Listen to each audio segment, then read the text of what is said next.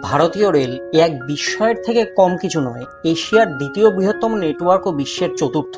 ভারতীয় পরিবহন ব্যবস্থার লাইফলাইনও বটে।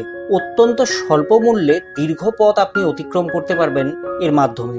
ভারতীয় রেলওয়ে সিস্টেমে কলকাতা মেট্রো সহ মোট 18টি অঞ্চলে বিভক্ত, যার মধ্যে রয়েছে 70টি বিভাগ। এর মধ্যে রয়েছে যেমন central railway, Konkan railway, Northern railway, north central railway, north east railway, north east frontier railway, north West railway, eastern railway, east central railway, east coastal railway, southern railway, south central railway, south coastal railway, south eastern railway, south east central railway, south western railway, western railway এবং West central railway. এছাড়াও Kolkata metro rail ভারতীয় রেলের একটি আলাদা বিভাগ। এই বিস্তীর্ণ কর্মকাণ্ডের মধ্যেই রয়েছে অবাক করার মতন এক একটি বিষয়।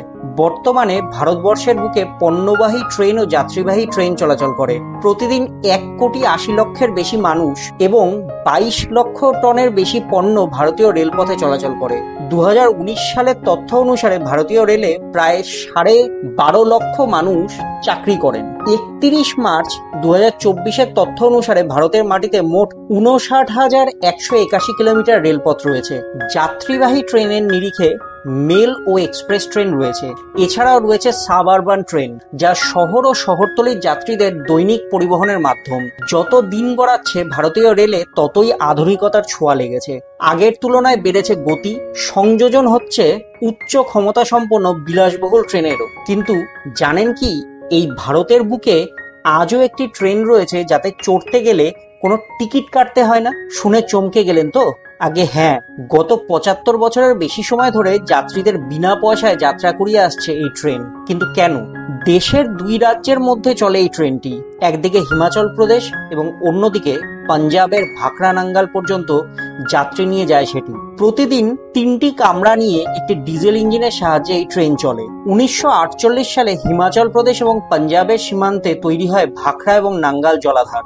সেই জলাধার নির্মাণের জন্য প্রয়োজন ছিল ভারী যন্ত্রপাতি থেকে কর্মীর। কিন্তু পার্বত্য পথে কিভাবে সেই সব আনা হবে, সেই ভাবনা থেকেই এই রেলপথের জন্ম এবং ট্রেন চলাচল শুরু।